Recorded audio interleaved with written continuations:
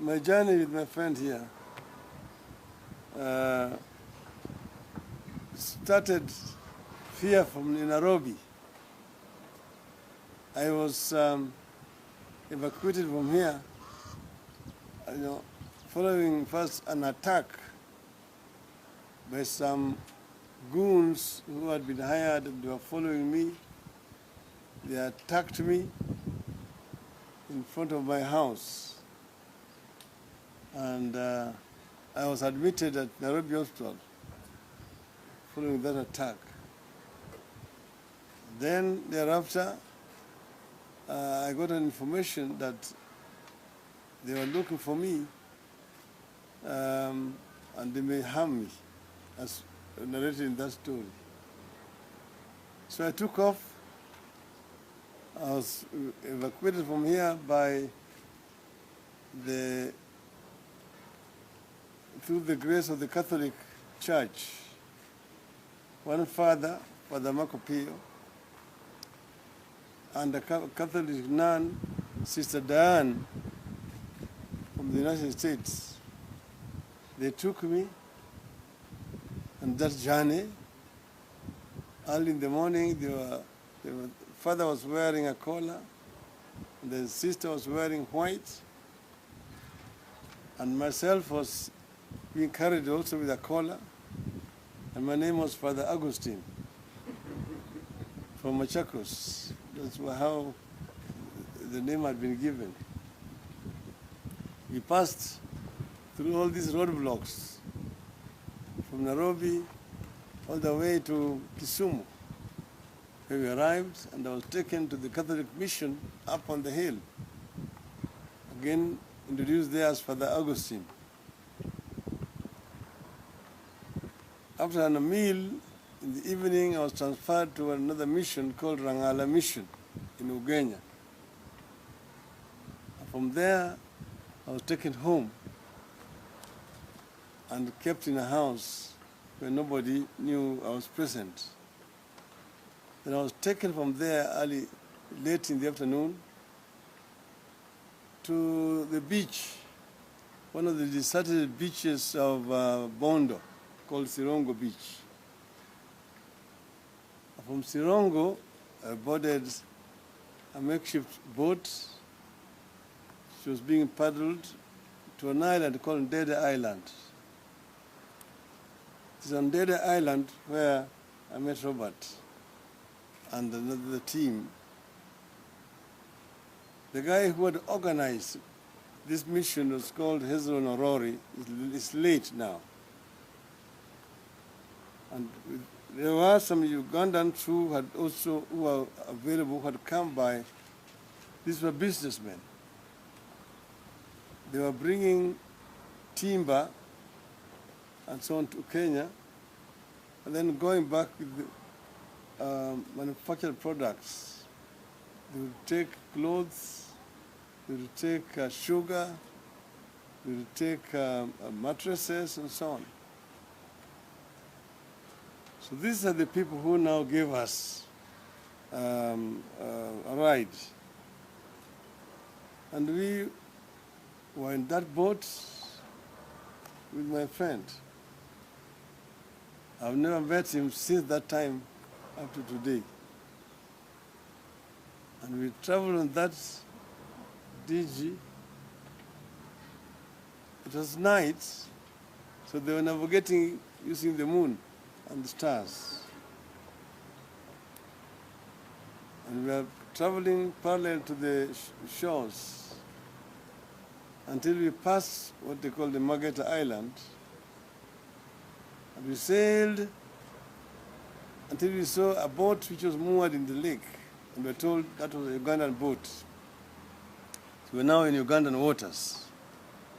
Because if you had been arrested on this side of Kenya, you'd be taken back. So after that, it started raining very heavily. And it was just an open boat. It was raining on us, and there was a sick woman we were carrying in the boat. So I took out my jacket I was wearing, and I went and covered this sick lady. And we went like that until These guys, in that darkness, they managed to steer the boat right to the beach. It was about 20-mile long island, but they knew exactly where to dock. And we came out with the boat. We went up almost like a cliff to the village, and then settled in the village for a night. We were well received, and we spent the rest of the, we arrived there around 3 a.m. in the morning. And we spent the rest of the night there. In the morning, we walked around the island. These guys set out to go and get me Ugandan papers. So they eventually got me Ugandan papers. And from here, in the late afternoon, we set sail again. This time my name was changed to Joseph Ojiwa Wadea. That's how we now traveled from this island. And as we were moving again in the lake, it started raining again. We went on to another island where we found one person living alone on that island with his family. It's a Kenyan, a relative of the late Robert Ouko at that time. He welcomed us, gave us shelter and comfort until it stopped raining. Then we continued our journey until we arrived at our destination, which was we docked at a shore parallel to a Ugandan town called Iganga. So we spent the rest of the night. We arrived there after 2 a.m. And the following morning, we went to Iganga, took a taxi, drove up to Jinja. We changed into another taxi, and at the entrance to Owen Falls Bridge, we found a roadblock, and they were expecting identification. And they saw my name, Joseph Ojiwa there, and I had also certificates of tax called Misolu. I had paid my taxes for the last 3 years. So they waved us to pass. And that is how we entered into Kampala. And then I managed to track my friend in Kampala, Mr. Shem Luanga, who then received me. And from there, I now parted from the company I had come from Kenya. I was in the hand of Ugandans. I spent some time in Kampala. Eventually, I managed to find a way, because I was registered with the United Nations Human Rights, High Commission for Refugees. And until they managed to get me a country of adaptation. And through a good Samaritan friend, I managed to get an air ticket to travel. They were again looking for me in Uganda, and I had to be camouflaged again. So here I departed as I was a Ugandan Muslim on a kanzu,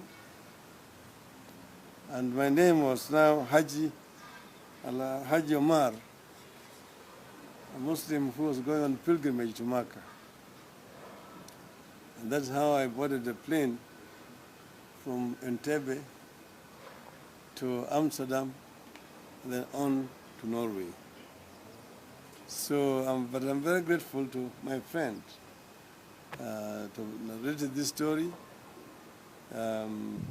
When we docked on the beach in Uganda, it was very late at night. This is the mainland.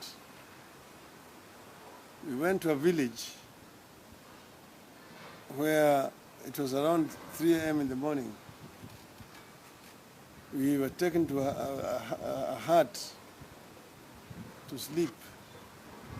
And there it was, I mean, there are a lot of mosquitoes. I've never been in a hut where there's so many mosquitoes. And there were big mosquitoes. We had to sleep. In the morning, these guys had brought bicycles because we were going to catch a bus, and the bus was about 15 to 20 kilometers away from where we were.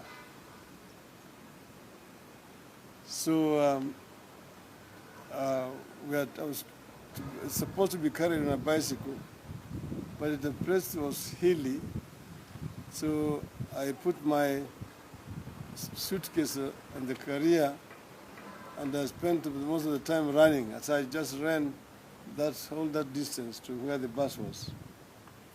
When we arrived, we found that the bus itself had a puncture, and the puncture was being mended very kienyeji, the way we usually mend bicycle tires. They had removed the tube, pumped it, and then fixed the puncture. And then on we started driving in this bus. I was sitting in front next to the driver, and the radiator was not far away from me. It was heating. Each time they would have to pour water to cool it.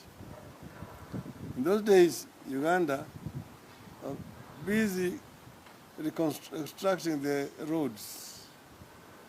And it had rained, and it was fairly muddy. So we reached a place where there was a lot of mud. There was a diversion through the bush, and the bus diverted, but in the process we got stuck in the mud. So we had to come out to push this bus for nearly 1 hour.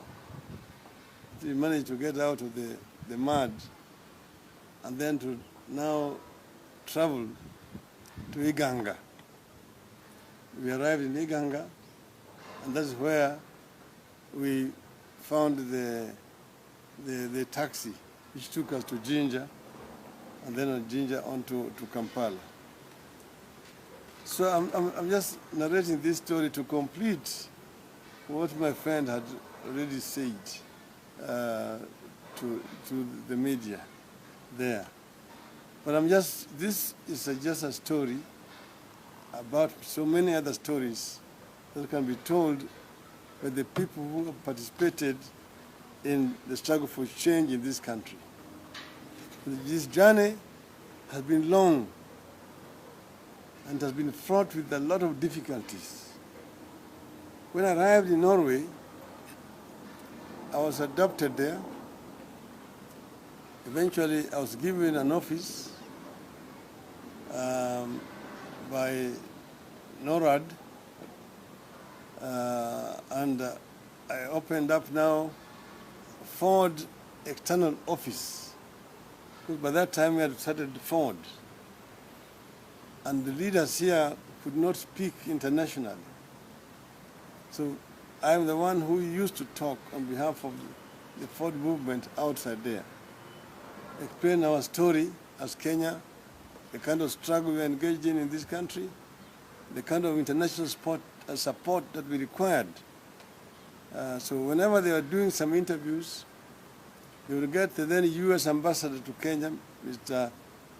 Hemston here. They would get the Minister for Foreign Affairs here, and myself from Oslo, Norway, talking to BBC or to the VOA on the issues in Kenya.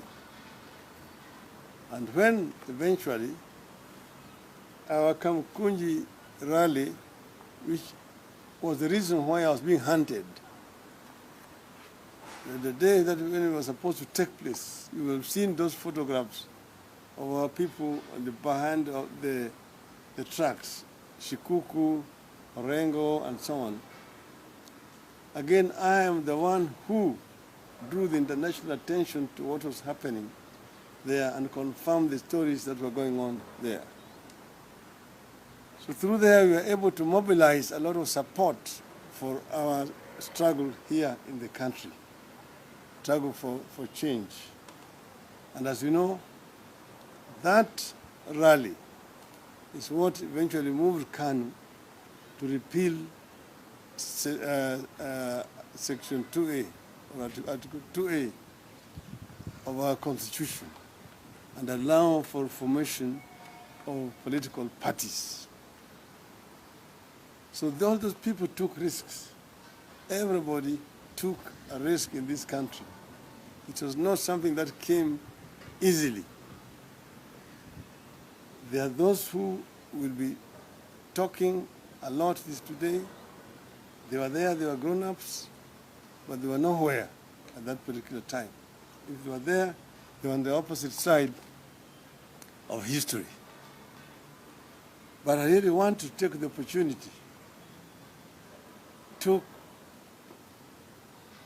hail and congratulate those Kenyan patriots who paid very heavy price so that Kenya could be a democracy.